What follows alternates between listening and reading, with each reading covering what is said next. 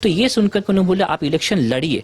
तो राष्ट्रपति जी ने मुझे मोटिवेट किया कि आप छोटे चुनाव से शुरू करो। नगर निकाय चुनाव का बिगुल बज चुका है। सभी प्रत्याशी अब चुनावी मैदान में हैं। सभी दावे, सभी वादे जनता के समक्ष रखे जा रहे हैं। फिलहाल मेरी मौजूदगी वार्ड 18 में है। हमारे साथ खास बातचीत करने के लिए सोमवित मांझी मौजूद है। बातचीत करते हैं, चुनावी मैदान में है, अपनी किस्मत इस बार आजमा रहे हैं। इनसे बातचीत करते हैं आखिर क्या कुछ प्राथमिकताएं जो है वो है, और इसके साथ ही जनता से सीधा संवाद कर रहे हैं। सबसे ज्यादा शिकायतें क्या रही है। न्यूज बाइस्कोप में आपका बहुत बहुत स्वागत है सोमवित जी। धन्यवाद। आप लगातार सीधा संवाद जनता से कर रहे हैं। वार्ड 18 को आप बखूबी से अब जान रहे हैं। क्या क्या शिकायतें जनता की तरफ से आ रही है? जनता मुझे ये कह रही है कि उन्हें साफ पानी चाहिए और समय पे पानी चाहिए। साथ में वो चाहते हैं कि घर से और घर के आसपास होटलों से कचरा जो है वो समय समय पे उठता रहे। और वार्ड के एरिया में जो इलेक्ट्रिक पोल्स है वहाँ पे ऑपरेशन ऑफ मेंटेनेंस लाइट्स का ठीक से नहीं हो पा रहा, उसका भी वो लोग सुझाव चाह रहे हैं। साथ में कहीं कहीं पे एक्सीडेंट्स हो रहे हैं तो वो लोग चाहते हैं कि वहाँ स्पीड ब्रेकर लगे। और शाम के वक्त मच्छर बढ़ जाता है तो घर पे मच्छर भगाने का मेडिसिन का छिड़काव हो।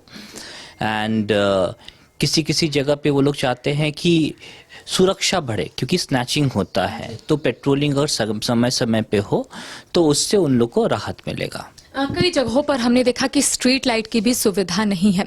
जो आम जनता है, जो वार्ड 18 की जनता है, उनका कहना है कि अगर उनके गली में, उनके मोहल्ले में स्ट्रीट लाइट लग जाएगा तो शायद महिलाओं की सुरक्षा को लेकर जो सवाल उठते हैं वो नहीं उठेंगे और लोग आना जाना अच्छे से कर पाएंगे अपने घर या फिर ऑफिस। जी देखिए, चुनाव मतलब कोड ऑफ कंडक्ट लागू होने के पहले ही हमारे पास इस तरीके से बड़ी टोली जो है संतन्ना गली के पास, वहाँ से शिकायत आया, बर्धमान कंपाउंड से शिकायत आया, थरपकना से शिकायत आया। तो जैसे ही हमारे पास शिकायत आया कि बड़ी टोली में 15 साल से लाइट नहीं है, हम लोगों ने इस चीज़ को संज्ञान में लिया और 48 आवर्स के अंदर इलेक्ट्रिसिटी डिपार्टमेंट को बोल करके इलेक्ट्रिसिटी हम लोगों ने चालू करवा दिया बड़ी टोली में। वैसे ही हम लोगों ने थरपकना में 2-3 जगह किया है और बर्धमान कंपाउंड के पास एरिया है वहाँ पे भी हमने किया है। अच्छा, हम अभी लोहरा कोचा गए थे, वहाँ पर जो महिलाएं हैं उनकी शिकायत है कि जो पानी का पाइपलाइन बिछा हुआ है वो बीच बीच में टूटा हुआ है और इसके साथ ही कुछ ही घंटों के लिए उनके पास पानी आता है। तो इसकी समस्या जो है वो लगातार बढ़ रही है। आपने कुछ योजना बनाई है इसको लेकर? ये सेम प्रॉब्लम घोषपाड़ा में भी था। हम लोगों ने इंजीनियर्स को बुला करके पाइपलाइंस को कटवा करके फिर से जुड़वाया है। ये हम लोगों ने कोड ऑफ कंडक्ट के ठीक पहले करवाया था। और साथ में लोहरा कोचा से जहाँ से कंप्लेंट्स आ रहा है वहाँ पे हम लोगों ने 4 बोरिंग करके 8 पानी का टंकी लगाया है ताकि वो प्रॉब्लम रिजॉल्व हो सके। साथ में क्या है कि जुडको की तरफ से जो पाइपलाइन बिछा था, उनके जो इंजीनियर्स थे वो लोग बाय लक सर्वे में कुछ स्पेसिफिक गली को छोड़ दिए हैं। तो मेरा पहला मुद्दा रहेगा कि जैसे ही मैं वार्ड पार्षद बन जाऊंगा चुनाव के बाद, मैं तुरंत जुडको डिपार्टमेंट को बोल करके फिर से सर्वे करवाऊंगा और जो जो गली में पाइपलाइंस छूट गया है उसको संज्ञान में लेते हुए उस जगह पाइपलाइन सेंटर करवा दूंगा। जनता की एक और शिकायत है, कई ऐसे इलाके हैं जो काफी सेंसिटिव है, वहां पर सीसीटीवी कैमरा नहीं है, चैन स्नैचिंग भी होता है, कई घटनाएं घटित होती है, इसको लेकर कोई भी प्रूफ नहीं हो पाता है क्योंकि वहां पर सीसीटीवी कैमरा नहीं है। तो आपने कुछ योजना बनाया है कि सीसीटीवी कैमरा संवेदनशील इलाकों में लगाना है? एकदम यही सिचुएशन है आपका डिप्टी पाड़ा में जो आप बता रहे हैं, और सेम सिचुएशन है थरपकना के देशोप्रिय क्लब के बाहर। तो कोड ऑफ कंडक्ट लगने के पहले हम लोगों ने गवर्नमेंट के डिपार्टमेंट को बोल के 7 स्पीड ब्रेकर लगाया था देशोप्रिय क्लब के बाहर। और डिप्टी पाड़ा में भी ये संज्ञान लगा के ऑन द स्पॉट हम लोगों ने थाने वाले को फ़ोन किया था, थानेदार को, और सिटी डीएसपी को फ़ोन करके वहाँ हम लोगों ने पेट्रोलिंग बढ़ा दिया इसका सोल्यूशन करने के लिए। और ये प्रॉब्लम हम लोग को बर्धमान कंपाउंड में मिला था, कोयला विहार के सामने, तो वहां पे भी हम लोगों ने पेट्रोलिंग बढ़वा दिया है। लोहरा कोचा में आबादी भी काफी है। वहां के लोगों का कहना है कि जो कचरा उठाने वाला वैन पहले आता था अंदर नहीं आ रहा है, जो इंटीरियर इलाके है वहां से उठाव नहीं हो पा रहा है, कोई जगह अलॉट नहीं किया गया है, तो वो लोग कचरा कहाँ फेंकेंगे?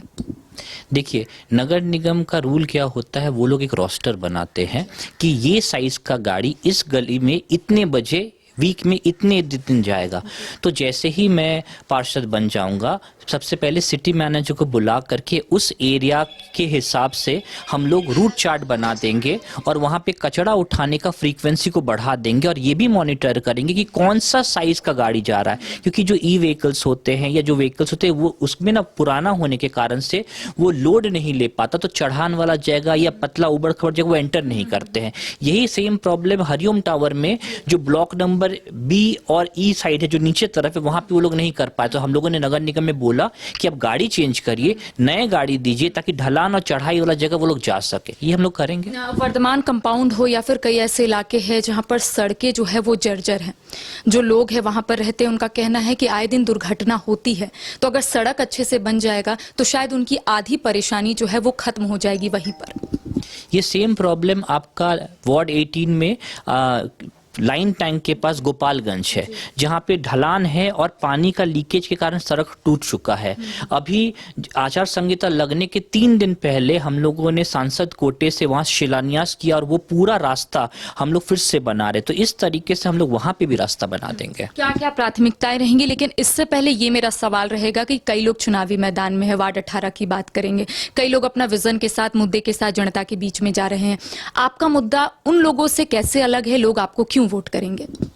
देखिए, सबसे पहले तो क्या है कि जो भी कैंडिडेट आ रहे हैं वो आपको अभी से वादा करेंगे या जो पुराना पार्षद है वो अपना कुछ काम दिखाएंगे, लेकिन अभी मैं पार्षद नहीं हूँ। इसके बावजूद हमने वार्ड 18 के लिए 38 योजनाएं सैंक्शन करके कर दिया है। वो योजना मैं आपको बता देता हूँ। 16 जगह पे हम लोगों ने बोरिंग करके 32 टंकी वार्ड नंबर 18 में लगाया है। 2 स्कूल्स के लिए हम लोगों ने छत ढलाई किया है, साथ में गर्ल्स के लिए टॉयलेट्स बना के दिया है। 2 स्कूल में हम लोगों ने पेवर ब्लॉक लगा के दिया है। मंदिर, मस्जिद, गिरजाघर के बाहर पेवर ब्लॉक और हम लोगों ने बोरिंग करके दिया है। कई जगह पे रेडियम रोड में रास्ता बनाया, गोपालगंज का रास्ता बना रहे हैं, थरपकना के अंदर रास्ता बना रहे हैं। काफी जगह वार्ड 18 के अंदर आप देखिएगा बेंच लगाए हैं हम लोग। उसके बाद हम लोगों ने सरना स्थल का डेवलप किया है। तो इस तरीके से हम पार्षद बने बगैर ही उसका अभी सोलर लाइट्स का लगाव चल रहा है, क्योंकि वो ऑलरेडी टेंडर पास ऑलरेडी हो चुका था। 20 जगह हम लोग सोलर लाइट्स लगा रहे हैं बस्ती सब में। तो बिना पार्षद बने हुए हम इतना योजनाएं जनहित में कर रहे हैं। साथ में बहुत सारे लोगों को बीमारियां होती है, पढ़ाई लिखाई नहीं कर पाते हैं, तो मुख्यमंत्री राहत कोष से हम लोगों ने करीब 20-25 लाख का ड्राफ्ट का वितरण भी उनके लिए किया है। तो बिना पार्षद बने हुए अगर हम इतना काम कर सकते हैं तो पार्षद बन करके हम और ज्यादा काम कर पाएंगे। और एक चीज हम आपको बोलना चाहेंगे, हमने कभी ये नहीं सोचा था कि हम इलेक्शन लड़ने वाले हैं। ये बड़ा इंटरेस्टिंग सा स्टोरी है कि जैसे ही मेरी माँ डॉक्टर महुआ मांझी जब मेंबर ऑफ पार्लियामेंट बनी तो हमें एक मौका मिला राष्ट्रपति जी से मिलने का। तो मैं उस समय दिल्ली में था, माँ के साथ ही मैं राष्ट्रपति भवन गया और राष्ट्रपति जी से मिला। तो उन्होंने मुझसे पूछा कि आप पढ़ाई कहाँ किया, तो मैंने बताया कि मैंने बीआईटी मैसरा से इंजीनियरिंग किया है, फिर एडीएसपी किया है आईआईटी मद्रास से, प्रोजेक्ट किया है आईआईटी खड़गपुर से, इन्वेंशन किया आईआईटी रुड़की से और उसके बाद एमबीए किया सिम्बायोसिस पुणे से। तो ये सुन करके वो बोले कि आपको तो इलेक्शन लड़ना चाहिए, आप क्या करते हैं? तो मैंने बोला साथ में मैं पार्टीज का इलेक्शन का स्ट्रैटेजीज भी बनाता हूँ। तो ये सुनकर के उन्होंने बोला आप इलेक्शन लड़िए।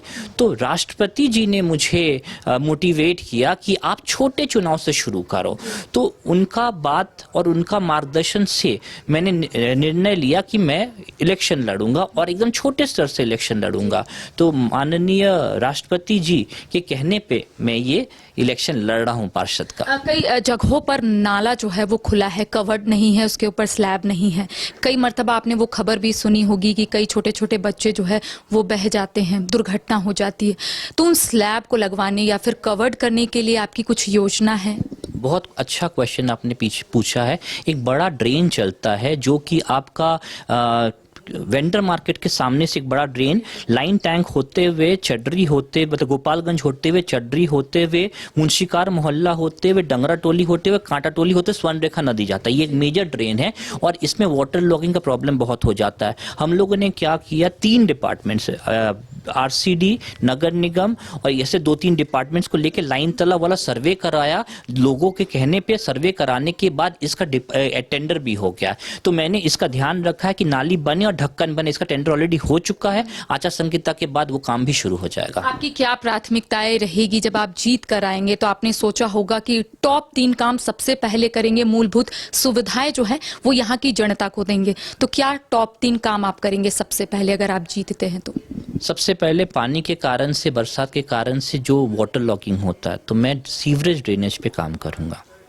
सेकंड, बेसिक जो होता है पानी, मैं पानी पे खासकर फोकस करूँगा, चाहे अपने तरीके से मैं इसको बोरिंग करके पानी दूंगा या नगर निगम वाला पानी सप्लाई को एकदम ठीक करूँगा ताकि वो पानी का प्रॉब्लम हट सके। और साथ में सीसीटीवी और पेट्रोलिंग बढ़ा करके सेफ्टी दूंगा मैं शहर को, और साथ में कचरा का उठाव जल्दी जल्दी समय पे हो जाए, यही मेरा मेन फोकस रहेगा। वार्ड 18 के जनता से आप क्या कुछ अपील करेंगे? देखिए, आप एक यंग, पढ़े लिखे, अनुभवी व्यक्ति को पार्षद चुने ताकि वो आपके लिए ज़्यादा से ज़्यादा काम कर पाए। मैं पार्लियामेंट, राज्यसभा में PS and PA2 member of parliament भी हूँ और मुझे बहुत अच्छा अनुभव है गवर्नमेंट के साथ कैसे काम किया जाए। तो इसीलिए सोच समझ के वोट करिए और मुझे वोट करिए। मेरा नाम सोमवित माझी है। आप मुझे वोट करिएगा तो मैं पार्षद बनूंगा और आपके वार्ड के लिए बहुत ज़्यादा अच्छे तरीके से काम कर पाऊंगा। तो देखिए, सभी जो प्रत्याशी अब चुनावी मैदान में उतर चुके हैं, एक्टिव मोड में भी नजर आ रहे हैं। सभी दावे, सभी वादे जनता के समक्ष रखे गए हैं। इसके साथ ही इस वक्त हमारे साथ खास बातचीत करने के लिए सोमवित माझी मौजूद थे, जिनका स्पष्ट तौर पर कहना है कि इन्होंने प्राथमिकताएं तय कर ली है कि अगर ये जीत कर आएंगे तो किस तरह से काम करेंगे और किस तरह से यहाँ की जो जनता है उन्हें मूलभूत सुविधाएं देंगे। तमाम अपडेट हम अपने दर्शकों तक पहुंचाएंगे। फिलहाल सहयोगी राजवल्लभ के साथ Karishma Sinha, news bioscope, Ranchi. Cricket के विश्व मंच पर छा रही हैं रांची की प्रतिभाएं। इन प्रतिभाओं को संवार रहा है जेके इंटरनेशनल क्रिकेट एकेडमी। अनुभवी कोच की देखरेख, सुविधाओं से लैस जेके क्रिकेट एकेडमी अनुशासन और आत्मविश्वास का विश्वास भरा सफर।